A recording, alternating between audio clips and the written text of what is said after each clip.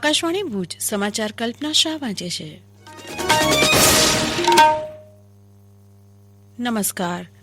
પ્રધાનમંત્રી નરેન્દ્ર મોદી આજે વિડીયો કોન્ફરન્સના માધ્યમથી વિશ્વ ભારતી વિશ્વવિદ્યાલય શાંતિનિકેતનના શતાબ્દી સમારોહમાં સંબોધન કરશે. પ્રધાનમંત્રી આ વિશ્વવિદ્યાલયના કુલપતિ છે. પશ્ચિમ બંગાળના રાજ્યપાલ અને કેન્દ્રીય શિક્ષણ મંત્રી આ પ્રસંગે ઉપસ્થિત રહેશે.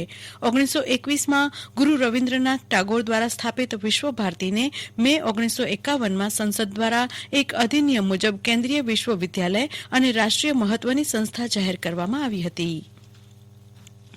અમેરિકાના રાષ્ટ્રપ્રમુખ ડોનાલ્ડ ટ્રમ્પે ભારત અને અમેરિકા વચ્ચેના વ્યૂહાત્મક સંબંધો મજબૂત બનાવવામાં અને ભારતને વૈશ્વિક સત્તા તરીકે આગળ વધવા નેતૃત્વ પૂરું પાડવા માટે પ્રધાનમંત્રી નરેન્દ્ર મોદીને લીઝન ઓફ મેરિટ પુરસ્કાર અર્પણ કર્યો છે. ભારતના અમેરિકા ખાતેના રાજદૂત તરણજીતસિંહે સંધુએ પ્રધાનમંત્રી વતી અમેરિકાના રાષ્ટ્રીય સલામતી સલાહકાર રોબર્ટ ઓબ્રાયન પાસેથી આ પુરસ્કાર સ્વીકાર્યો હતો. અમેરિકાના રાષ્ટ્રપ્રમુખે ઓસ્ટ્રેલિયાના પ્રધાનમંત્રી સ્કોટ મોરિસન અને જાપાનના ભૂતપૂર્વ પ્રધાનમંત્રી શિન્જો આબેને પણ આ લીઝન ઓફ મેરિટ પુરસ્કાર અર્પણ કર્યા હતા. કેન્દ્રીય શિક્ષણ મંત્રી રમેશ પોખરિયાલ નિશંકે જણાવ્યું છે કે કેન્દ્ર સરકારે કોવિડ-19 રોગચાળાની વર્તમાન પરિસ્થિતિને ધ્યાને રાખી આગામી ફેબ્રુઆરી 2021માં લેવાનારી સીબીએસઈ બોર્ડની પરીક્ષાઓ ફેબ્રુઆરીમાં નહીં યોજવાનો નિર્ણય કર્યો છે.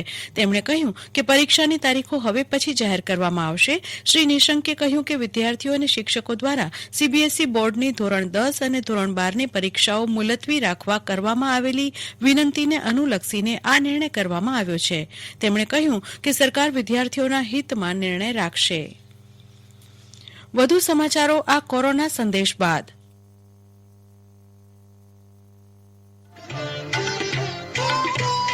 કોવિડથી બચવાના મહત્વપૂર્ણ 3 ઉપાય: માસ્ક પહેરો, 2 ગજનું સલામત અંતર જાળવો અને હાથ સાફ રાખો.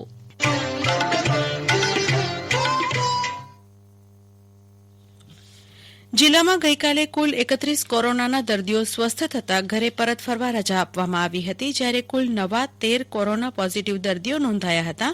જેમાં સૌથી વધુ ભુજ તાલુકામાં 3 ગ્રામ્ય વિસ્તાર અને 3 શહેરી વિસ્તારના મળી કુલ 6 પોઝિટિવ દર્દીઓ નોંધાયા હતા.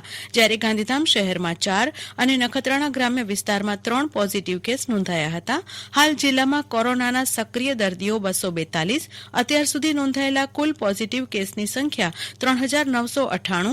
અત્યાર સુધી સાજા થયેલા દર્દીઓની સંખ્યા 3436 અને અત્યાર સુધી કોરોનાને લીધે મૃત્યુઆંક 81નો છે. જ્યારે રાજ્યની સ્થિતિ જોઈએ તો ગઈકાલે નવા 788 કેસ નોંધાયા હતા. જેની સાથે રાજ્યના અત્યાર સુધીના કોરોનાના દર્દીઓની કુલ સંખ્યા 2,37,247. જ્યારે ગઈકાલે સાજા થયેલા 1,209 દર્દીઓ સાથે રાજ્યના અત્યાર સુધીના સાજા થયેલા દર્દીઓની સંખ્યા 2,21,602ની છે. રાજ્યમાં હાલ સક્રિય દર્દીઓ 11,397.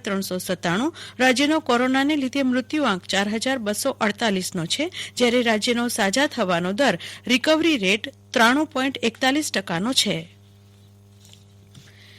કેન્દ્ર સરકાર દ્વારા સોઇલ હેલ્થ મેનેજમેન્ટ યોજના અન્વયે ગ્રામ્ય કક્ષાએ જમીન ચકાસણી પ્રયોગશાળા ઊભી કરવાની યોજના અંતર્ગત વધુ સારી કામગીરી થઈ શકે તેમજ ગ્રામ્ય કક્ષાએ સ્થાનિક ઔદ્યોગિક સાહસ ખેડનાર જૂથ અને સંસ્થાઓને પ્રોત્સાહન મળી રહે તે હેતુથી national mission four sustainable agriculture યોજના અંતર્ગત સોઇલ હેલ્થ મેનેજમેન્ટ યોજના હેઠળ કચ્છ જિલ્લામાં ગ્રામ્ય કક્ષાએ જમીન ચકાસણી પ્રયોગશાળાની સ્થાપના માટે એગ્રી ક્લિનિક અને એગ્રી બિઝનેસ સેન્ટર, ખેતી સાહસિકો, સેવા નિવૃત્ત વ્યક્તિઓ, પ્રાથમિક કૃષિ ધિરાણ મંડળીઓ અને શાળા કોલેજો સહિત નાણાકીય સહાય આપવા માટેની જોગવાઈ કરેલ છે.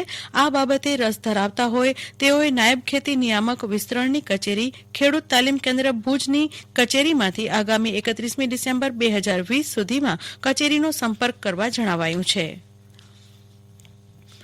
ભચાઉ તાલુકાના 3 સીએચસી, 7 પીએચસી અને 4 ધન્વંતરી રથ દ્વારા ગત 13મી ડિસેમ્બરથી આજ સુધી શંકાસ્પદ લક્ષણો ધરાવતા દર્દીઓના 1,575 એન્ટીજન ટેસ્ટ અને 279 આરટીપીસીઆર ટેસ્ટ કરાયા છે.